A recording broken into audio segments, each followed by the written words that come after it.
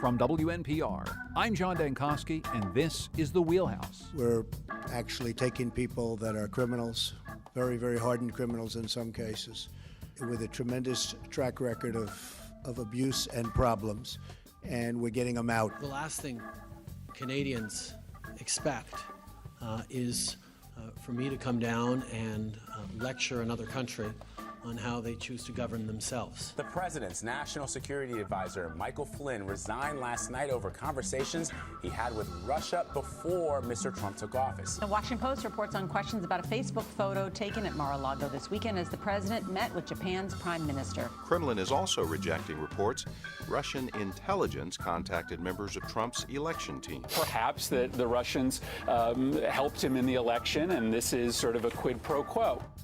Those are some of the stories that we'll talk about today in The Wheelhouse. You can join the conversation, 860-275-7266. Comment on our website, wnpr.org/The Wheelhouse. You can also find us on Facebook and Twitter at WNPR Wheelhouse. Sitting in today for the vacationing Colin McEnroe is Dan Haar. Dan Haar, of course, writes for the Hartford Courant on a number of issues. And Danny, it's good to see you once again. Good morning. Great to be here. Also with us is our friend Bill Curry, Democratic political analyst. Bill, nice to have you here once again. Nice to be here. Thank you. And here for the first time with us is Liz Karantowicz, who's a political consultant, former chief of staff and finance director for the Connecticut Republican Party. Liz, great to see you here. Thanks so much for coming in. Thanks for so much for having me, guys. So we're going to start national, and we're going to get to an awful lot of things happening at the state capitol, including a piece that Danny wrote this week about whether or not Dan Malloy is indeed a lame duck right now. He's certainly not acting like it. But maybe we need to start with the big news of the day. The New York Times reporting this morning that Donald Trump's aides during the campaign spoke with Russian intelligence officials, some of which we already knew. We've learned an awful lot more in the investigation into Michael Flynn, who resigned as national security advisor just the other day. Among the people, Dan Haar, that are wrapped up in this, not surprisingly, once again, Connecticut's own Paul Manafort makes another surprise appearance in the New York Times. Actually, no, he was the original Russian connection. Actually, he wasn't the original Russian connection.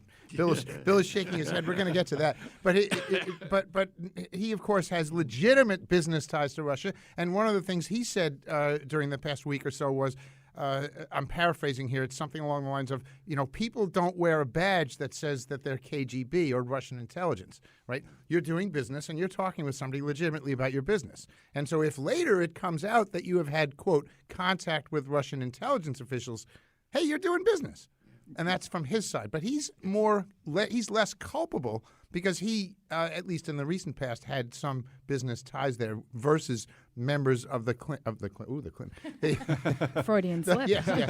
Members of the Trump campaign, and even worse, according to the New York Times, people associated with Trump who were not in the campaign. Bill?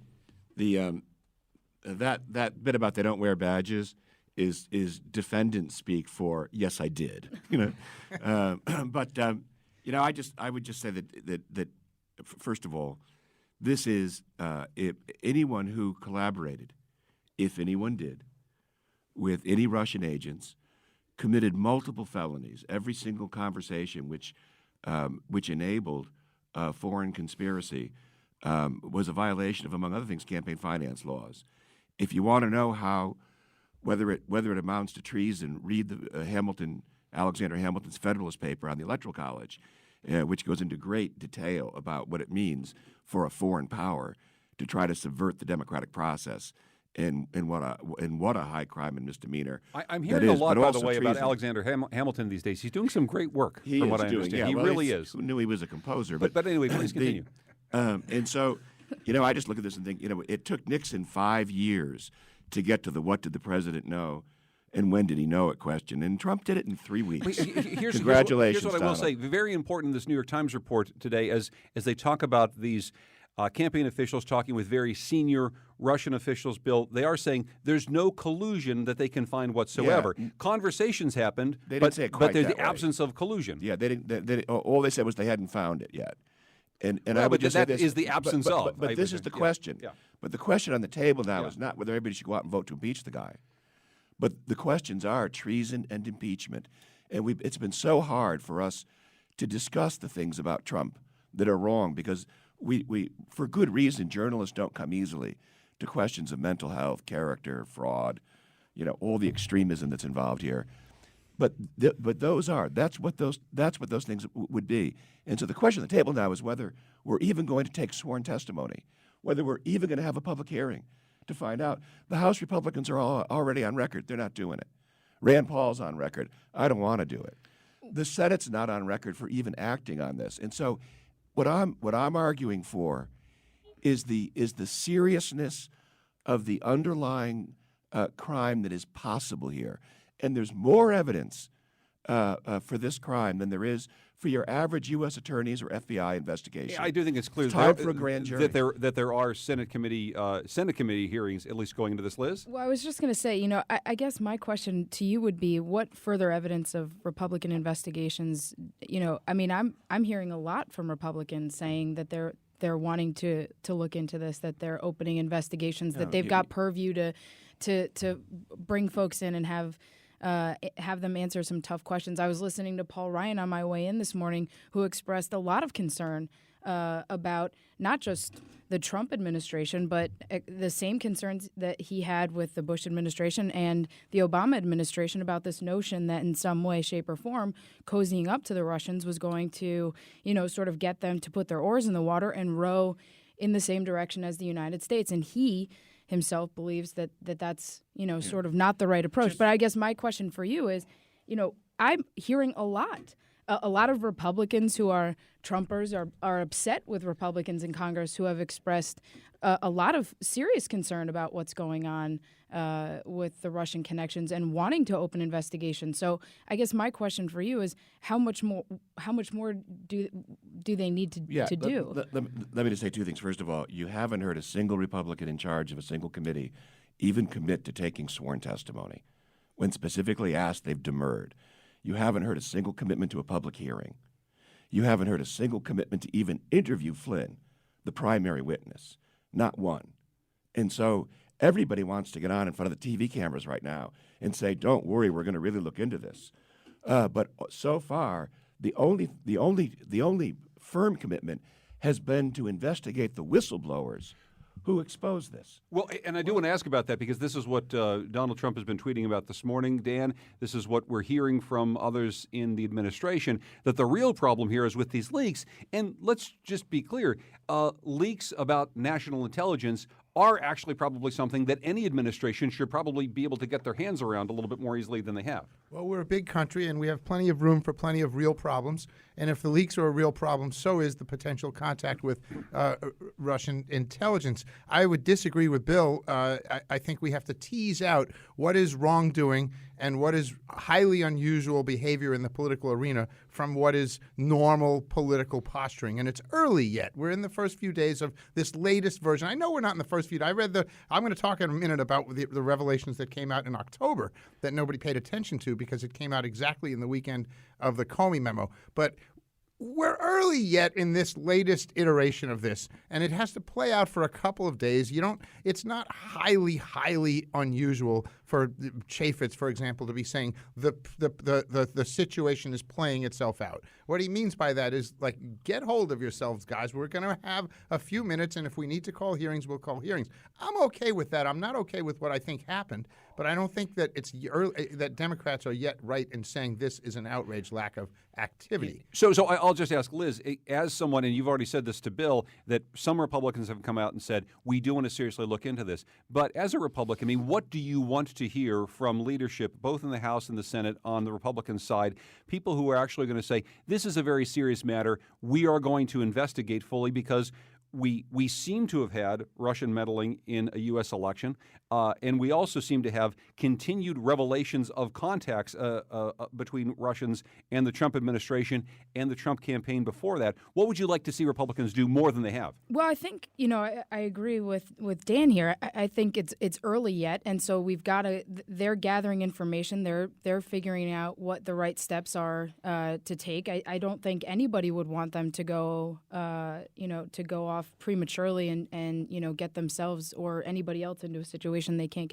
get out of. But I think all Republicans want want this dispelled of as quickly as possible so they can get on to talking about a policy agenda. I mean, and not just from a political perspective. I'm talking about from a policy perspective.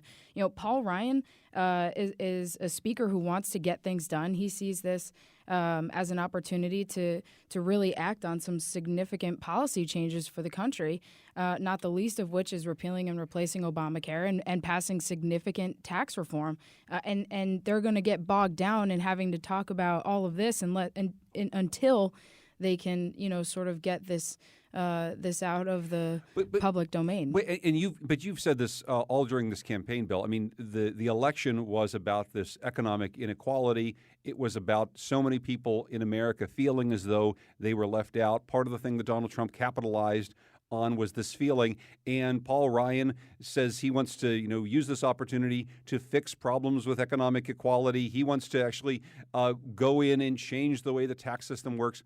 None of those things are the things that the Trump administration has spent any time on whatsoever over the course of the last few weeks.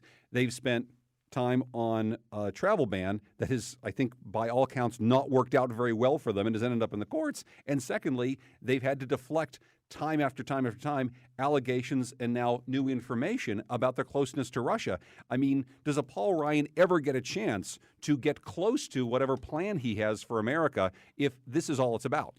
There are so many ways to approach this. You can look at this as a casebook study, and the reason why you don't make someone president who has no experience whatsoever in government, and that'll go on for months, and that's the kind of back and forth, but that you'd expect from the parties, and it's the kind of jostling and so on. But let me I need to go back to this. I really do believe that if you just clear away the smoke for a second here, and look at what the seriousness of what is alleged. And ask yourself, again, the question here, all I heard for the last 48 hours was every single person in charge in the Congress refusing to commit to issuing subpoenas. And if there's one lesson from Watergate, from the Nixon and Clinton impeachments, the one thing we learned, the only people who went to jail for the Watergate burglary were the 5 burglars. Everybody else who went to jail in Watergate went to jail for something someone said once they rose their right hand, raised their right hand. And I completely agree with you, but I'm just going to. So if we could get a commitment, if we could get an understanding now that these are indeed the stakes, that changes how we approach this. And there's so much evidence. You had a campaign chairman who was a paid political operative of the Putin faction in Ukraine. You had a presidential candidate calling on the Russians to do this. You've had this these extraordinary leaks now. But the for only the thing I'll say, Bill, community. is it just to back up something that there Liz couldn't said. be though, more evidence. The only thing that I'll back up from what Liz said is that we are very, very new into this. As Dan pointed out, look, I don't know that necessarily every Republican being on the record right now, a couple days after these allegations come forward about Michael Flynn or about what's happening in the New York Times today, that some action has to happen right now. Will that necessarily be the best possible thing that could happen? Well, hold on one second, because here's the thing. Everyone smells, sees the blood in the water. My kid's a big shark aficionado, so I'm familiar with this, right? When the blood is in the water, everybody comes. What more do you, if they come out and if they come out and say what you want them to say, then what's the next step? I mean, my feeling is that this is just going to continue, and Democrats are going to do what they're going to do because it becomes a partisan issue, and they're going to continue. Wait a minute. It's not a partisan issue. No, I agree with you on that. No, I agree with you on that. I agree with you. No, I agree with you on that. I'm talking about the posturing of it in terms of if and when Republicans get to a place where they're saying what you're saying and they're saying we're going to take sworn testimony and we're going to have hearings, then what? Then what next step are you going to demand of them? When we look back at Watergate, everybody remembers the names Woodward and Bernstein. But the fact of the matter is that if there weren't a John Sirica and a Sam Dash and an Irvin, the government, that story would have stopped. Lowell Weicker. And Lowell Weicker, yes, sir. And that would have stopped in its tracks. We never would have known. Because as I learned when I was trying to out John Rowland on defrauding the taxpayers of Connecticut of hundreds of millions of dollars in shady deals for his donors, if you don't have subpoena power, you can't nail the case. And so the question every time you come to this is, and the question that's on the table right now is, are you going to take sworn testimony? Are you going to have public hearings? And so far, the answer from every single responsible Republican in Congress is no. So But I just wanna in put the last 48 in the hours, last 48 hours, I'm- and this is why I want to put this to Dan Haar. You are saying, obviously, this is a very serious matter of national security, and this isn't just partisan politics.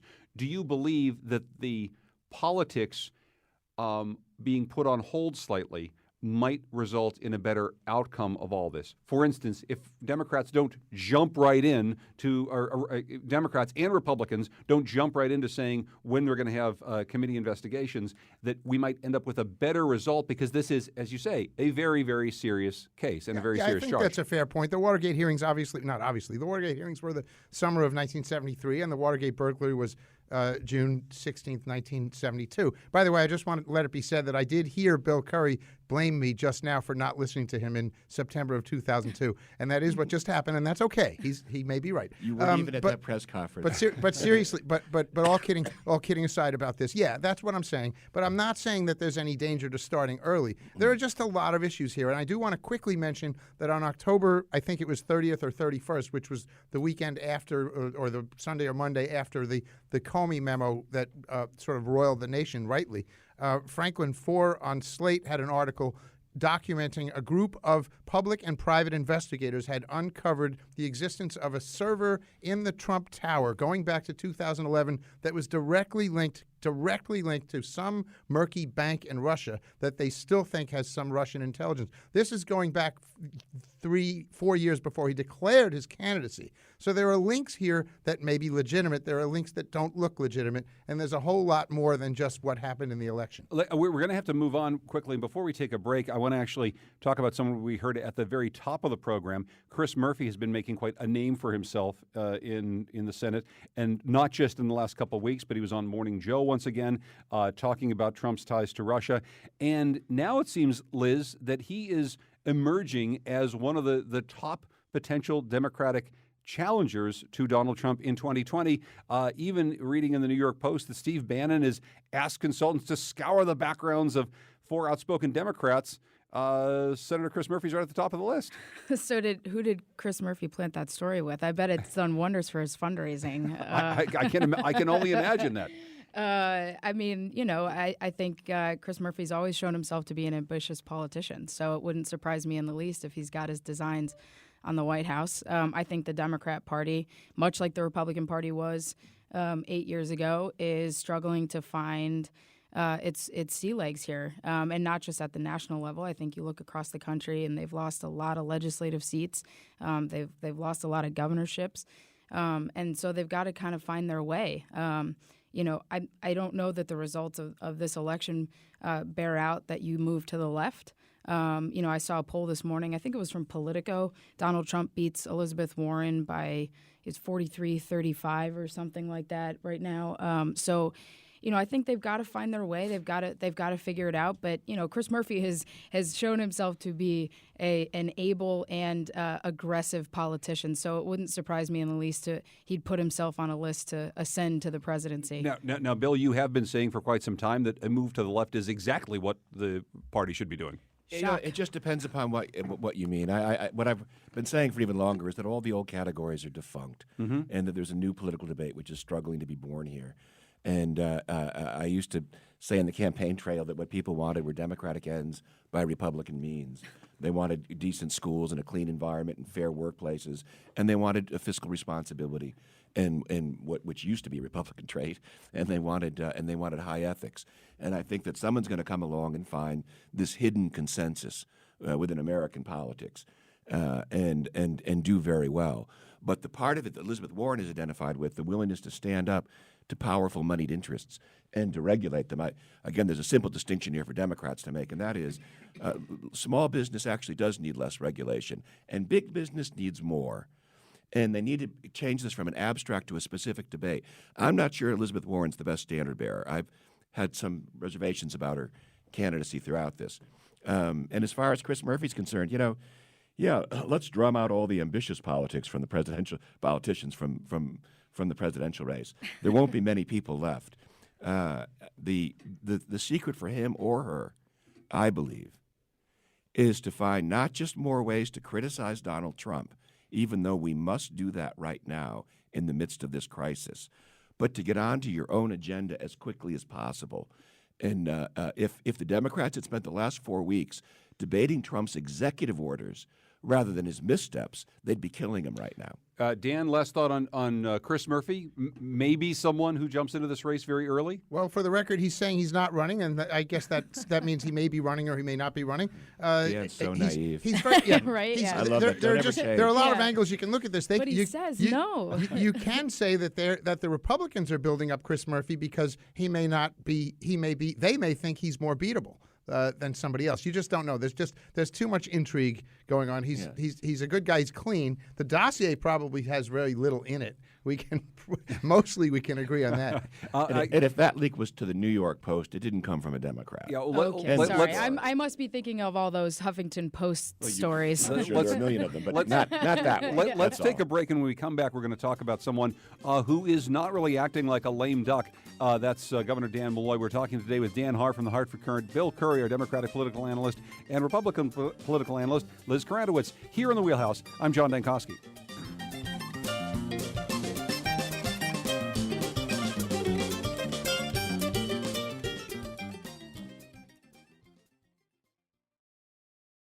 This is the Wheelhouse. I'm John Dankosky. We're talking about the week's news today with Dan Haar from the Hartford Courant, Bill Curry, our Democratic political analyst, and political consultant Liz Karantowicz. You can join the conversation 860-275-7266 or find us on Facebook and Twitter at WNPR Wheelhouse. Colin McEnroe is away this week, enjoying the sunshine, but you can hear his program live from Watkinson School with the music of Brian Wilson, something that I know Bill Curry's very excited about listening to this afternoon at 1 o'clock on the Colin McEnroe Show. We've been talking about national politics, but let's talk a little bit more local right now and talk about the state budget that Dan Malloy put out not so very long ago. Dan, as you look at before we get to some of what you wrote in a piece about Dan Malloy and whether or not his actions suggest that he is someone who is in the lame duck stretch of a governorship. Let's talk more about some of the specifics that are in this budget. What do you see in the budget that Dan Malloy put out that we should be paying most close attention to? His relationship with towns, his funding for schools. What is it you see in here? Well, the 138 towns that lose money is a political non-starter. You can't go into a legislature represented, I might add, overrepresented by small towns versus big cities, and expect to have 138 out of the 169 of them lose money, including towns such as South Windsor, West Hartford, Glastonbury, Wallingford, Groton, and what's the other big one? Milford, losing huge amounts. Millions approaching 10, each. There's that, and I think that the governor seems to know that that's where the political power lies. He's maybe making a statement, or he's maybe trying to get something in that's lesser. But that's a big deal, and part of the point of what I was saying in the column was that that's essentially a reform that doesn't change the budget picture one way or another, up or down. And that's what's so amazing about this, is that here's a guy in the third term, or second half of his second term. Another Freudian slip. Yeah. Well, that's right. Second half of the second term, doing what look like the major government reforms that he doesn't need to do in order to patch up a budget. And so I think that's the thing you have to really look at the biggest. Of course, the union stuff is huge as well. Well, and actually, the state's largest teachers union, the Connecticut Education Association, has taken to the airwaves to blast Governor Malloy's plans to redirect about $2.1 billion in education aid to the state's most impoverished communities, away from those communities Dan was just talking about. Let's listen a little bit to this commercial. What does it take to secure the future of Connecticut? It takes investment in our public schools and a state budget that works for all of us, especially our children. But that's being threatened by a plan that would divide our local public schools into winners and losers. Tell your legislators that we're okay. So winners and losers, Liz, and as Dan says, this is one of the really important things. So Governor Malloy taking on all these towns where a lot of the political power of the state lies, and then also taking on a teachers union that isn't so happy about the cuts either. Sure. Well, I go back to something that you kind of alluded to. I mean, 138 towns. You sort of scratch your head and go, are we to take this budget really seriously? I mean, is this really just sort of, punting to the legislature to say, okay, well, this is my best shot. Now go for it. I mean, I think, look, the governor, he's got to build a willing coalition. He's now got an 18-18 even split in the Senate. He's lost over the course of his tenure, I believe, somewhere north of 41 legislative seats. A balance of power has certainly not gone in his favor. 77% of Connecticut residents don't believe that he's done a good job handling the budget. And so, you kind of have to sit there and go, how are we to take this budget seriously? I think the budget situation is certainly serious, and we've got to figure out a way forward. But whether or not the gesture is him taking the budget problem seriously, what do you think of this particular gesture? I mean, as he looks at everything from a court ruling about funding to schools to the landscape of where money from the state really needs to go, is the governor from where you sit, Liz, actually making some sort of an effort to rebalance things, making some sort of an effort to not spend money where it's not necessarily needed? I think it's really a tough situation. I mean, I think there's a huge lack of trust. I think over the last 6 years we've been sold a bill of goods over and over and over again, concessions from the union, and this isn't just taxpayers. I mean, I think the unions have gotten kind of put into a tough place. I mean, it's when you're looking at, the state employee unions and Republicans and mayors and everybody's against the budget. And I think the governor's sitting back and going, well, these decisions hurt everybody. And it's sort of like a parent, you can't, you're almost succeeding when everybody's unhappy, but that's not the way forward here. I don't think that's going to work. So some Democrats have reached out to me, Bill, over the course of the last couple of weeks and said, look, you may not like Dan Malloy and his approval numbers may be really, really low, but he is kind of like the dentist who's fixing the problem of the legislature and prior governors eating a whole lot of candy over the course of several decades, and this is what it looks like when the dentist goes to work. Yeah, although it's especially what it looks like if you go to the dentist with a cavity and he gives you an appointment to come back in 6 years. Okay, and so that, all those previous governors contributed to this problem.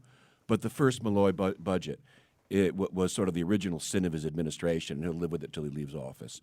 And everybody, unions, taxpayers, legislators, everybody had to be a part of a solution then, and no one was. And where I differ with Danny, well, almost everything, but let's just take this morning. Where I differ with September 02. Yeah, where I differ with Danny, is simply this. Grudges do last a long time, don't they? Not at all. Not in this case. So please, where are you different with Danny? And that is that I don't see these as really big things. I see, if I were more of a conspiracy theorist, I'd almost say that putting up a budget that that 138 towns are going to suffer from, that's not going to get adopted, is a way of walking away, not walking into a problem. I think that's kind of what I'm saying. And if I've inadvertently, but he didn't want to say that he agreed with if you. I've inadvertently agreed with Liz, who's doing a lovely job this morning, by the way. Thank you, Mr. Curry. Then forgive me, but I think that's there. And when you talk about structural reforms, there are many structural reforms. The biggest structural reform is property tax reform, and now we'd have to phase it in because we blew this so badly. We could have done it, but now it's something we have to get to incrementally. But we ought to put the law in the books. Dealing with health care reform, the biggest savings in the budget is in health care. Malloy hasn't touched it in 6 years. He didn't touch the pensions when he had to. We haven't done, again, Dan and I disagree. That's not true. He definitely did a health care reform in 2011. There's no question about it. First of all, the second tier and the third tier. No, you're talking about health care reform for state employees, which has had almost none of the success that was predicted for it in terms of effectiveness. But I'm talking about structural change in the healthcare market. He ran on a plan to institute a public option and to drive down healthcare costs for small businesses. We've got the best functioning Obamacare exchange in the country. Which isn't saying much. And the Obamacare program doesn't work very well, Dan. This is like one of the Romans done for you. Oh, well, there's the Roman. There's that. No, it isn't. We're getting off topic here about the budget. Let me just say this. Yeah. Let me just say this. The healthcare is as big a part of our budget as it was. Our only salvation is driving the cost down. You can't do it without market reform. He ran on market reform. And then a week after he got elected, made an appearance with the heads of the insurance industry. Said we're not doing it. So let's bring it back That's to where the money is, and that's where structural reform is. And Bill's saying, the hole in the budget, Liz, has to do with these things and has to do with reforms that we haven't made yet. So help us fix the budget. What do we need to be paying attention to that we're maybe not in this budget cycle? Look, I'm not a budget expert, and I certainly haven't been around or in the process to the extent certainly that you have. But I think the thing that's frustrating is Republicans have offered alternative budgets. They've offered a way forward every single time. And everyone sits across the table and says, no, you come to the table with something. They have offered solutions, and I see just shy of an eye roll there. But I don't want to argue with Liz anymore, Dan. One of us is shaking our head and the other one is rolling his eyes. So which one gets to talk? Okay, you get to talk, Dan. You haven't talked in a while. The Republican budget that was proposed last year, for example, relied on $300 million in employee savings without laying anyone off. Malloy at least said if we're going to have $300 million in savings, we're going to lay people off. And as a matter of fact, I think through management, they've kept the number of layoffs relatively below what we below what we thought. So there are no easy answers. I think that's right. There are no easy answers. I do think that there needs to be a half-point increase in the sales tax, which raises $300 million. Also a broadening of the sales tax, which could easily raise, if you broaden just 10% of the exemptions, you could raise another $200 or $300 million. Right, and I don't like tax increases. Nobody does, even Democrats. But the reality is that there are no other alternatives here. The $700 million from the unions is a tough nut to get, and it can be had. There are ways to make that number add up, but you have to exchange with the unions an extension of the CBAC agreement that gives them the pension benefits that are so expensive way beyond 2022. That may not be worth the trade-off. Look, we were sold on shared sacrifice, right? That was the talking point, the banner for the 2011 budget that really hit small businesses, middle income families, working families in Connecticut very hard. And then you continue to go forward. The economy's not growing, it's shrinking. We're losing jobs. People are leaving in droves. And you can't just, the talking points of shared sacrifice, punting it to the municipalities to say, we know you're going to end up having to enact a property tax that's going to make it harder for, the businesses in your town, for the families that are in your town.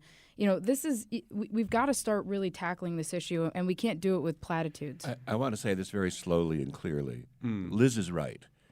Wow. I hope my uncle is listening. Take a minute to resume normal breathing here. It's what Chris Christie did in New Jersey. He made all these cuts, including tax cuts and then spending cuts, and all the spending cuts were dumped on the cities and towns. And then he went around the country saying he cut taxes for the average New Jersey resident. But the average New Jersey resident's taxes had gone up because what municipalities provide are services people are much more attached to: police, fire, schools. And so I think this does walk down that road, frankly. And I'm skeptical of it, highly. But it's also true, what every one of us has said at some point is, we're now in a tough situation. And I'm just going to relate this to a larger question. That is that one of the things that Democrats have to do, if I'm right in what I said before about ethics and fiscal integrity, is that they have to find ways to embrace not just spending but reform. And reform, as Governor Malloy said when he was running, reform has to come first. And there are lots of things you can do here that don't cost money, that aren't about writing a check, but are about changing the rules. And Dan loved the accountability boards for the cities. All it said to me was the dozen towns, and we know which ones they are, that are going to get into deep trouble because of this, will all have the state come in and take over their budgets. I'm not that crazy about that. Well, the state's not doing a great job with its own budget, so how do you go and better than some of those towns. But the point is, but I agree in grassroots democracy, the closest you can get. What they could all use is an independent ethics commission, which my own party, as well as the Republicans, have opposed for a long time. If they want to give. Well, the bill's been in the hopper for years and it never gets passed. And if they want to give people more faith that the money they're spending is being well spent, they could start there. I just want to go quickly to Dan's column this week. Dan Malloy, no lame duck. Here's a little bit from the Currents website. Here's William Tong from Stanford, a representative, and Lori Pelletier, president of the Connecticut AFL-CIO, talking a bit about this governor and his budget. What we saw today is the governor is every bit as hard charging as he's ever been. He's ready to face the challenges that we have as a state. He's got one speed, he doesn't slow down, he doesn't change, and he's got one volume, and it's 11. So this governor in this budget is different than the governor we've seen just 2 years ago. And whatever he's repositioning for, it's not helping the state of Connecticut. Okay, so the politics of this actually are kind of important, Dan, because if we've got a governor who is not running as a lame duck or governing as a lame duck, and perhaps even running for another term, this is a very different thing politically than if we have the governor kind of stepping away from this massive problem that he and prior governors haven't really been able to fix. I had one comment on our website that said, "You're absolutely wrong. He's a lame duck, and you'll see how badly he loses in that next election." So I said, okay, That's not how it works. I didn't respond to that one. Yeah. But I mean, William Tong represents an important potential group in the legislature. He's not if Malloy can patch together a large enough collection of Democrats and give enough and not raise taxes so that he gets some Republican votes, which is going to be a tough nut. See, there you go. That's exactly the problem right there. It's not happening. Going in, he's not getting any Republican votes. Last year, he had a Republican budget that the Republicans voted 100% against because they didn't get one thing I they thought you were wanted. talking about Republican voters, not Republican legislators. Okay, all right. Just to clarify. All right. But in any Wow. case, William Tong represents not labor and not towns. But hey, let's make the state work. And if that can be patched together by Malloy, that can happen. I quickly want to add that this is the only governor who's lowered the number of people working for the state. The state workforce in the executive branch is down 9% since he took office. That is a reform. Look, and Liz, you were talking about, this governor, Democrats who've been in charge of the legislature punting this football down the field, and I think a lot of people understand that's what's happening. A couple times, the Republicans put up a challenger, and Tom Foley said, basically, the economy's going to fix itself. I've got these great projections moving forward, and we don't really have to raise any taxes. We don't really have to make deep cuts to government because it's all going to fix itself. Clearly, the Republican Party hasn't really figured this out either. What does the Republican Party need to do as you position to try to get the governorship during this next election to actually have something better than the Tom Foley plan of, really the economy's on an upswing, we'll be fine, no new taxes? Well, look, I agree with you. I don't think it's fair to ever call Dan Malloy a lame duck. I mean, this guy has one speed, right? And it's go, go, go, go, go. And I'm certain he's probably far away from making a decision about what he's going to do. Look, the midterms are coming up. Who knows what that's going to look like? I think to prejudge those situations right now is really not smart. I mean, conventional wisdom was wrong about what Trump was going to do in November, and that's going to maintain. I think on the Republican side, our answers need to be one where this governor in particular has believed that a top-down approach to growing the economy is right. And I think most Republicans I know believe that a bottom-up approach is the right way. I think most people, would agree. Dan Malloy looks at things and says, government here is going to pick winners and losers in this economy. And I think that's been true. And I think this budget is reflective of that. You've got the First Five or Fast Five program, and that's success is certainly in question.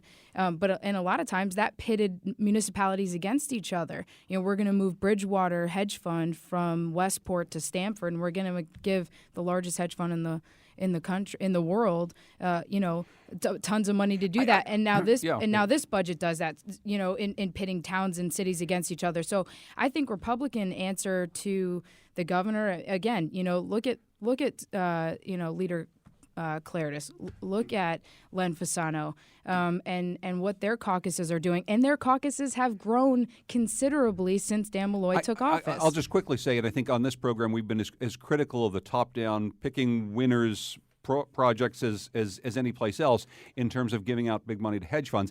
That said, if Republicans believe that people are leaving in droves, the companies are leaving in droves. I can't imagine that a Republican governor sitting in exactly the same seat wouldn't be doing exactly the same things, trying to strike individual deals with individual companies to try to make sure they stay right here in Connecticut and not fly off to Boston or someplace else. Sure, and look, I'm not going to speak on behalf of any candidates. I'm speaking on as a Republican looking at the situation. GE didn't leave because they weren't offered enough of a package. I think they left because what happens is they're looking at the situation. They're going to go, okay, well, UTC got this, and this company got this, and this company got that, and you're making your budget is not sustainable. So that means you're going to come back to us and ask for higher taxes and more revenue down the line. Danny says it's wrong. We're going to get to Danny and then quick Billy Bill before we go. You're wrong on both counts. First of all, it had nothing to do with them leaving because other companies were getting things. In fact, they got one of the biggest packages in American history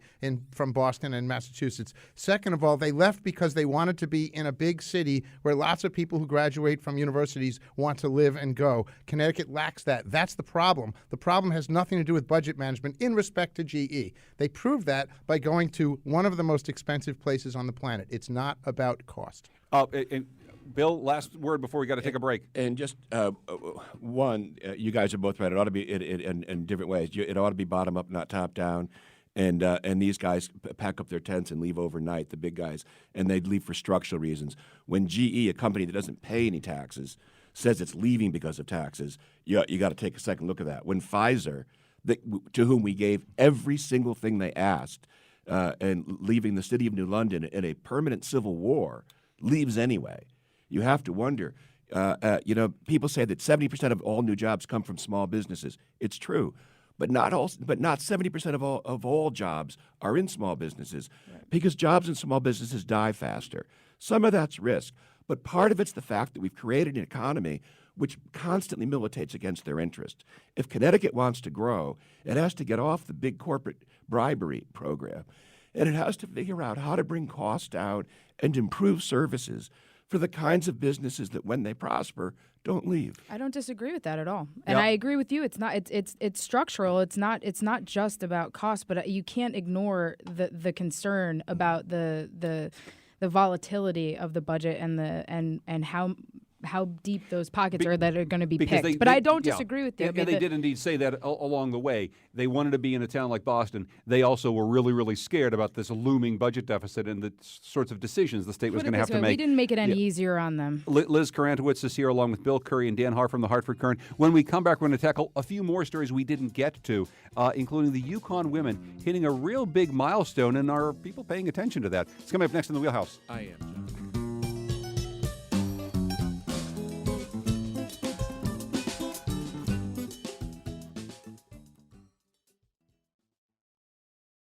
This is the Wheelhouse. I'm John Dankosky. Today we're talking with Dan Haar from the Hartford Courant, and we're talking with Democratic analyst Bill Curry and our Republican analyst today, Liz Karantowicz, a former finance director and chief of staff for the Connecticut Republican Party.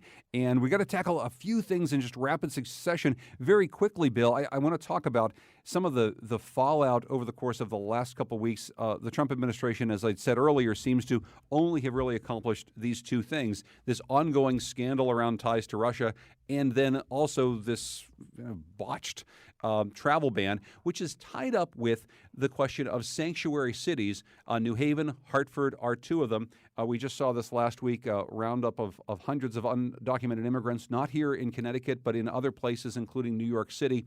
I guess I'm wondering if you see a battle brewing between some of these sanctuary cities and the Trump administration, which says they're going to cut off all funding, which could lead to a bit of hardship for towns like Hartford that already have big holes in the budget.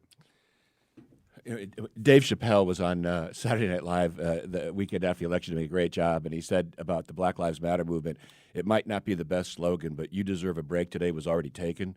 And sanctuary cities is itself a phrase. It's a moral phrase, and it's an inspiring phrase in many ways.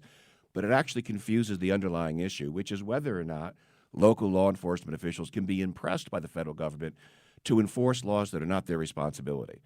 And I remember when Republicans like Bob Dole used to carry the 10th Amendment around their pocket and whip it out every time there was a discussion about letting cities and towns and states do what they wanted to.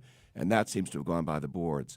And so I do think there's a conflict brewing here, not because the steps that Trump is contemplating will do anything about the immigration problems that beset the country, but only because he thinks it's good message with his base. And Democrats, again, on all these issues, have to go back to what they may or may not have learned in high school debate societies, where you encounter every point with concreteness and specificity. This is about whether Donald Trump can tell every town what they're to enforce and what they aren't to enforce. And the answer to that is really simple. He can't. I just have to ask you, Liz, quickly, because we're running low on time. This question that Bill brings up, though, about it's another conflict between Donald Trump playing to a base and doing things he said he was going to do on the campaign trail, maybe rubbing up against things that might be really good policy for the Republican Party moving forward. And is taking on sanctuary cities in this way really good national political policy? You know, I think that has yet to be determined. As I said before, you know, I mean, I think all conventional wisdom on the politicking of this, you know, kind of has to go by the wayside simply because we're in a very unconventional time. You know, I think the fact is that Republicans are going to have to do the things that they need to do to enact good policies in this country. And I think Paul Ryan, as Speaker of the House, and Mitch McConnell as leader in the Senate, they have a path forward, and they're going to stick to their policies and try to the best of their ability to not get But their path dragged forward down. isn't starting. That's right, and their path forward wouldn't be starting with sanctuary cities. Wouldn't be starting with Clearly a not. big deportation. No, and I think that's obvious just based on the leadership of the House since 2010, since the 2010 election, and I think that's been true of the Republican Senate and majority. These guys want to tackle issues that impact every single American family, which are health care and tax reform. Danny, a last thought on this, on sanctuary cities and maybe a brewing battle with the Trump administration? Yeah, if the Trump administration does what it says, which is only go after felons, there are few, if any, cities, whether or not they use the word sanctuary, that as a matter of policy protect convicted felons. So there shouldn't be a clash. The question is whether people do what they say they're going to do. I want to, first of all, say that we are having a conversation at Bar in New Haven in conjunction with WSHU Public Radio, our friends, and the New England News Collaborative next Tuesday. It's actually about the idea of sanctuary cities. There's more information on our website, WNPR.org. Let's end on a happy note. There's been so much contention and so much friction in today's conversation, Dan. Let's talk about something that happened this week that's really, really exciting. The UConn women's basketball team won their 100th game in a row. Now, this is in some ways old news. They've been winning and winning and winning for more than a decade now. Are we paying too little attention to the fact that this is one of the biggest sports stories maybe in all of American sports history? I don't know if I would go that far. I think it's a great achievement by Coach Auriemma and the players over the last 4 years, but the two streaks over the 4 years. But I do think it speaks to the lack of development in the women's game in college, unfortunately. And that's part of the story. It's a great achievement, and I would take nothing away from it, and it's tremendous. It's just it's a question as to who's sitting and watching all of these games that are ending in if it's close, 11 points, and if it's not 30. And there's less support. There's fewer people watching. Even as this streak goes and goes and goes, this is not the heyday of the game it was some years ago. Well, that's right, and I thought that as well, and went around 2 nights ago finding very few people watching in bars. But on the other hand, the ratings from ESPN2 were the best of any college game all year, men or women. So something's happening. People are staying home and watching. I will say ESPN spent an awful lot of time and effort making sure this was a big game. It was a 9 o'clock game. They put it on their front page of their website. Yes. Are you excited about the UConn women's basketball team, Liz? I have to tell you, I'm not a big basketball fan. I'm a big football and baseball fan. But I think the accomplishments are great. I have seen a lot of people sort of going to what you're saying though, Dan, is like, does this speak to a lack of development among other teams, or does this just speak to how great UConn is? And maybe it's a little bit of both. I have a lot of people sort of hearkening back to the days of Pat Summitt and saying, well, if she were still involved in doing what she did, how do we fare then? So I don't know. I guess that's a better question for Coach Auriemma. God bless the great Pat Summitt, but we were beating the heck out of her when she was I still totally agree. I just with the dad, but I just think that. First of all, it's been a 20-year run. It's been 22 years since Rebecca Lobo and then Rosati, then when they won that championship. And I've never seen so much condensed success over such a long period. And part of it does get a little bit stale for people. You can't help. A storyline isn't forever. Secondly, I would just add that, there's a lot of stuff, the conference we play in, the number of corporate donors. There are a lot of things we could try to manage a little bit differently than we do. But bottom line, those ratings don't lie. The press may not be that impressed, but the public is really impressed. And they may not have a Tarazi or a Stewart, but boy, they do flawless execution every night. Bill Curry, impressive as always. Thank you so much. Liz Karantowicz, so good to have you here in the Thanks for Wheelhouse. having me. Dan Haar from the Hartford Courant, thank you so much for joining us here on WNPR.